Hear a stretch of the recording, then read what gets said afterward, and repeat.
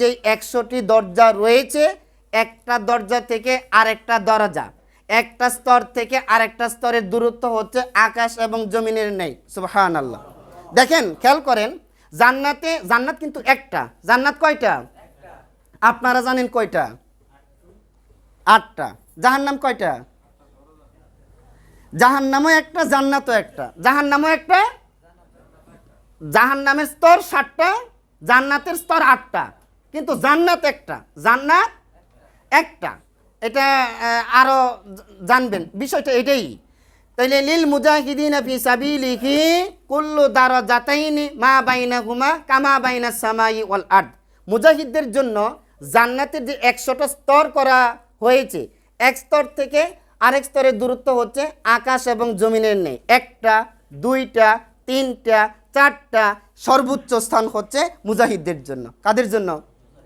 কারণ তারা এখানে বসে তাহাজ্জুদ পড়া আর বাংলাদেশ সরকারের বিরুদ্ধে কথা বলা, সালাফিয়া মাদ্রাসায় বসে এসি রুমে বসে সলাতের উপর দাস দেওয়া আর রর বিরুদ্ধে কথা বলা অনেক কঠিন। কারণ রর বিরুদ্ধে কথা বললে এখানে গোয়েন্দা স্থাপন করে সমস্ত ভিডিও ফুটেজ নিয়ে মাদ্রাসা বন্ধ করে দিবে। সলাতের দাস দেওয়া এক জিনিস, আর আল্লাহর জমিনে ইলাহি হুকুম নিয়ে কথা বলা আরেক জিনিস। তাহলে যারা এই কাজটা করে তারা হচ্ছে মুজাহিদ। কারণ তারা এমন একটা জিহাদে লিপ্ত, এমন একটা কাজে লিপ্ত যেটা অতুলনীয় ও বর্ণনীয়। মুজাহিদদের বর্ণনা আপনি আর কি দিবেন? মুজাহিদদের বর্ণনার কি দিবেন? তারা তো হাতে মোজা লাগিয়ে, পায়ে মোজা লাগিয়ে, চোখে চশমা দিয়ে বাইক দৌড়াতে পারে না। তাদের জঙ্গলে থাকতে হয়, বন্ধুর বাড়িতে মাস কাটাতে হয়, বাড়ির বাইরে বের হতে পারে না। তাদের ছবিগুলি পত্রিকায় দিয়ে দেওয়া হয়, দরিয়ে দিলে টাকা দেওয়া হবে ঘোষণা দিয়ে দেওয়া হয়। আত্মীয় স্বজনের বাড়িতে যেতে পারে না, কারণ ওই খালার বাড়ি থেকে যদি ধরা পড়ে, ওই বন্ধুর বাড়ি থেকে যদি ধরা পড়ে, তারা সম্পূর্ণ দিন, সম্পূর্ণ মাস একটা অনিরাপত্তার মধ্যে ভুগে। ওই ব্যক্তির জন্য আল্লাহ মর্যাদা রেখেছে। কথা বুঝেন নাই? ওই ব্যক্তির জন্য লিল মুজাহিদিনা ফি সাবিলিহি কুল্লু দারাজাতাইনি মা বাইনাহুমা কামা বাইনাস সামাই ওয়াল আরদ। আল্লাহর রাসূল সাল্লাল্লাহু আলাইহি ওয়াসাল্লাম বলেন, ফাসালুকুল ফিরদাউসা, যখন তোমরা আল্লাহর কাছে জান্নাত চাইবে তখন তোমরা জান্নাতুল ফিরদাউস চেয়েও। জান্নাতুল ফা ইন্নাহু আওসাতুল জান্নাতি ওয়া আ'লাল জান্নাতি। কেননা জান্নাতুল ফিরদাউসটা হলো সর্বোচ্চ স্তর এবং সর্বশ্রেষ্ঠ জায়গা। সর্বোচ্চ স্তর এবং সর্বশ্রেষ্ঠ জায়গা। ওয়া ফাওকাহু আরশুর রহমান, জান্নাতুল ফিরদাউসের উপরেই রয়েছে আল্লাহর আরশ। ওয়া তাফাজ্জারু মিনহু আনহারুল জান্নাহ, ওই জায়গা থেকে অন্যান্য জান্নাতে সাপ্লাই দেওয়া হয়। সুবহানাল্লাহ। মেন জায়গা থেকে দারুল খুলদ, দারুল নাইম, দারুস সালাম, দারুল মাকাম, দারুল করার, জান্নাতুন নাইম, এই যে স্তরগুলি ওই মেন সেন্টার থেকে, ওইখান থেকে দেওয়া হয়। মুজাহিদদের যেই জায়গায় থাকবে অন্যান্য জান্নাতে যারা সদাকা করে, মসজিদ পরিষ্কার করে, সিয়াম রেখে, হজ করে, জাকাত দিয়ে এই রকমভাবে ওই জান্নাতে পৌঁছেছে, মুজাহিদদের মেন সেন্টার থেকে অন্যান্য জান্নাতে সাপ্লাই দেওয়া হবে। সুবহানাল্লাহ। তাহলে জান্নাতুল ফেরদৌসের অধিকারী যদি হতে পারে, একজন ব্যক্তিকে যদি 10 দুনিয়া পরিমাণ জান্নাত দিতে পারে, দুনিয়াতে থাকা অবস্থায় আমলের মাধ্যমে যদি সেটা দিতে পারে, এই দুনিয়ার মতো একটা দুনিয়ার নেতৃত্ব কি আল্লাহ তাদের হাতে দিতে পারে না? তাহলে পরাজিত মানসিকতা আপনি রাখবেন মানে? রাখছেন। এই জন্য আমরা নিজেরা এই পরাজিত মানসিকতার অধিকারী, সাপ্লাই আমাদের কাছ থেকে যাচ্ছে। এই জন্য একটা হুজুর 10 বছর ইমামতি করার পরে সমাজের দফা রফা করতে পারে নাই মানে? হুজুর খালি 10 বছর ঘুমায়া কাটায়া দিছে, দফা রফা হবে না মানে? কোরআন দিয়ে, হাদিস দিয়ে, বাণী দিয়ে, অক্ষরে অক্ষরে এইরকমভাবে 10 বছরের সমাজ বিপ্লব ঘটাতে পারে না মানে? তুমি মদিনা ইউনিভার্সিটি থেকে পড়ে এসেছ, এটা বলো কি? তুমি বলো কি? তুমি অল্প একটু গ্রহণ করেছ, আর সমাজ যাতে তোমার টাকা পয়সা দেয় ওইটুকু দিচ্ছ। তুমি যে দিচ্ছে তার গায়ে লাগবে কথা। আমি তো আপনাকে বলছি না, আপনি দিয়ে থাকলে আপনি দোষী, আমি দিয়ে থাকলে আমি দোষী।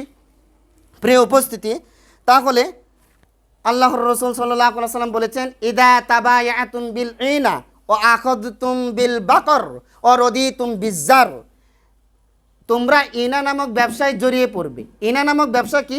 সুদি ব্যবসা। সুদি ব্যবসায় বেচা কিনা হবে। ইদা তাবায়াতুম বিল ইনা, যখন তোমরা ইনা ব্যবসা করবে, ও আখাযতুম বিল বাকর, যখন তোমরা গরুর লেজ ধরবে। হ্যাঁ, এরপরে হচ্ছে ও রদিতুম বিজার, যখন তোমরা কৃষিকাজে ব্যস্ত হয়ে পড়বে। ও তারাকতুমুল জিহাদা, আর যখন তোমরা জিহাদকে তরক করবে। সাল্লাতাল্লাহু আলাইকুম যুল্লান, আল্লাহ তোমাদের উপর জিল্লতি চাপিয়ে দিবে।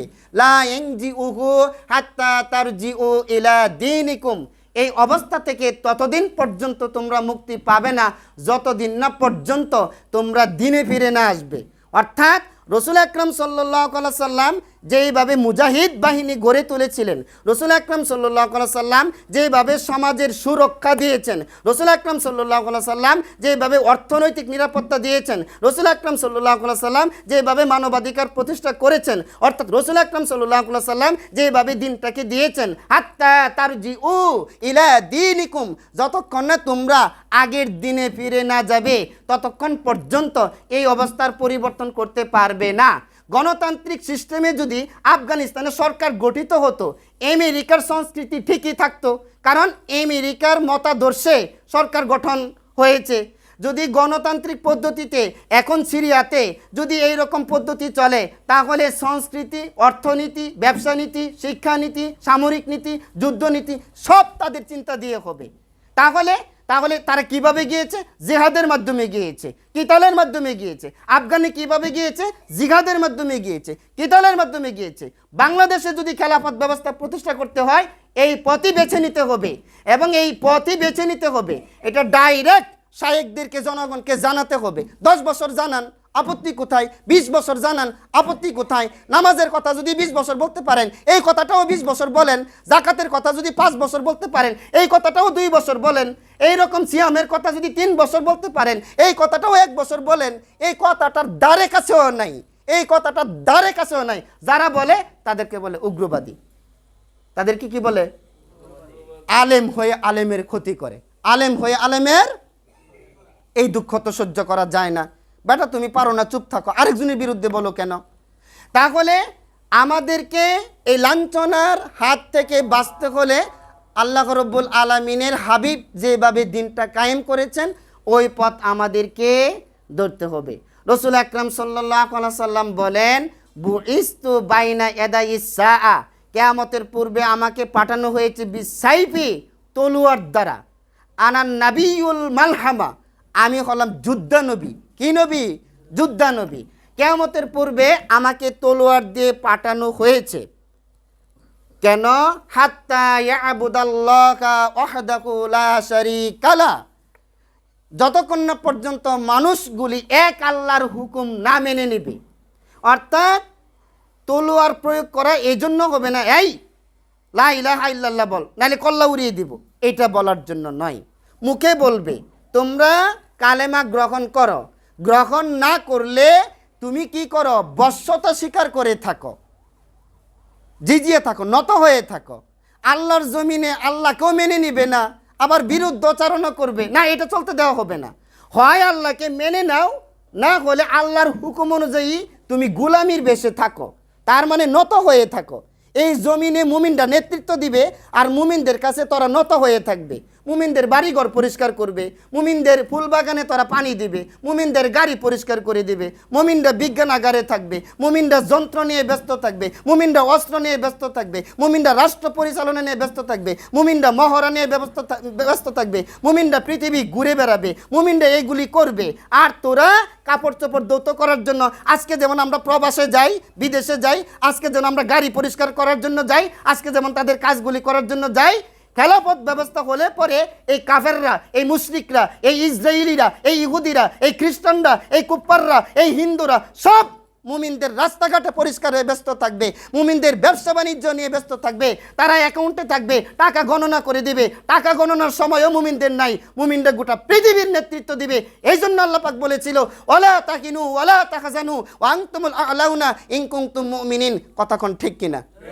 আমরা হয়ে গেলাম তাদের গোলাম, তারা আমাদের উপর বোম্বিং করে। বিচার হয় না জাতিসংঘের, বিচার হয় না ইসরায়েলের, বিচার হয় না বুশের, বিচার হয় না মোদির। আমরা জোরে কথা বললে আমরা যাই পৃথিবীর বিরুদ্ধে। পাগলের একটা সীমা থাকা উচিত ছিল, পাগলেরও একটা সীমা থাকা উচিত ছিল। কত নম্বর পাগল! 1 বছর যাবৎ ফিলিস্তিনের লোকদেরকে মারতেছে, আজ পর্যন্ত জাতিসংঘ তাদেরকে ডাক দেয় নাই, জাতিসংঘ ডাক দেয় নাই। এখানে গিয়ে মিটিং করে রাষ্ট্র কিভাবে চলবে? বদমেশটা কি সিদ্ধান্ত দিয়ে দিবে রাষ্ট্র কেমনে চলবে? রাষ্ট্র কিভাবে চলবে আমরা বুঝি না। 25 বছর গোড়ার গাছ কেটে লেখাপড়া করি। প্রিয় উপস্থিতি, রাসূল আকরাম সাল্লাল্লাহু আলাইহি ওয়াসাল্লাম বলেছেন, বইস্তু বাইনা ইয়াদাই সাআ বিসাইফি, কিয়ামতের আগে আমি তলোয়ার দিয়ে আমি প্রেরিত হয়েছি। হাত্তা ইয়াবুদাল্লাহা ওয়াহদাহু লা শারীকা লা, যতক্ষণ না পর্যন্ত এক আল্লাহর আইন তারা মেনে না নিচ্ছে। এরপরে বলা হয়েছে ওয়াজা আলা রিজকি তাহাতা জিল্লি রমহি, আমার জীবিকা হচ্ছে তলোয়ারের নিচে, আমার জীবিকা হচ্ছে তলোয়ারের। সেই সময় তলোয়ারের যুগ ছিল, এখন তো আর তলোয়ারের যুগ নাই। তাহলে অস্ত্রের নিচে জীবিকা, এটা আমরা কিভাবে বুঝবো? দেখেন, এই পৃথিবীতে সেনাবাহিনী, নৌবাহিনী, বিমান বাহিনী, আর্মি, র্যাব, পুলিশ, বিডিআর, এইরকমভাবে আনসার, প্রত্যেকের হাতে অস্ত্র আছে। কি আছে? অস্ত্র আছে। এবং তারা ডিউটি কতক্ষণ পর্যন্ত করে? 8 ঘন্টা 10 ঘন্টা। এবং সাথে রাখে কতক্ষণ? যতক্ষণ ডিউটি ততক্ষণ এই বিষয়গুলি রাখে। তাহলে তলোয়ারের নিচে, অস্ত্রের নিচে জীবিকা, অর্থাৎ সরকারের হুকুম অনুযায়ী যদি তারা অস্ত্র সাথে না রাখে তাহলে কি তারা তাদের চাকরিতে থাকতে পারবে? তাহলে অস্ত্রের সাথে সম্পৃক্ত তাদের বেতন, অস্ত্রের সাথে হুকুম মানার সাথে সম্পৃক্ত তাদের জীবিকা নির্বাহ। তাহলে 8 থেকে 10 ঘন্টা ব্রিটিশরা যে বাহিনীগুলি তৈরি করে গিয়েছে তারা তাদের সাথে রাখে। রাসূল আকরাম সাল্লাল্লাহু আলাইহি ওয়াসাল্লাম বলছে তলোয়ারের নিচে আমার জীবিকা। তার মানে যারাই এই তাওহীদের সাথে সংঘর্ষে আসবে তাদেরকে এই তলোয়ার দিয়ে ফয়সালা করা হবে। রাষ্ট্র আমাদের দখলে থাকবে, সকল অর্থনীতি, রাজনীতি এবং সামরিক নীতি, পররাষ্ট্রনীতি, স্বরাষ্ট্রনীতি আমাদের হাতে থাকবে। জনগণকে আমরা ড্রাইভ করব, জনগণের বাসায় খাবার আমরা পৌঁছিয়ে দিব, শক্তি আমাদের কাছে থাকবে, ম্যানেজমেন্টের দায়িত্বে আমরা থাকব। তাহাতা রিজকি ওয়াজালা রিজকি তাহাতা জিল্লি রমহি, তলোয়ারের নিচে হচ্ছে জীবিকা। গোটা পৃথিবী সমস্ত রাষ্ট্রে এই বাহিনীদের কাছে এই অস্ত্রগুলি দিয়ে রেখেছে এবং এই অস্ত্রের মাধ্যমে এক দেশ আরেক দেশকে নত করে রেখেছে। কথা ঠিক নয়? তাহাতা রিজকি, অস্ত্রের নিচে। তাহলে আপনি বলবেন এই জিহাদ, এই কিতাল সার্বক্ষণিক থাকা লাগবে, কিয়ামত পর্যন্ত থাকা লাগবে। আপনি বলেন আমার বউয়ের গতি হবে কি, মেয়ের গতি হবে কি?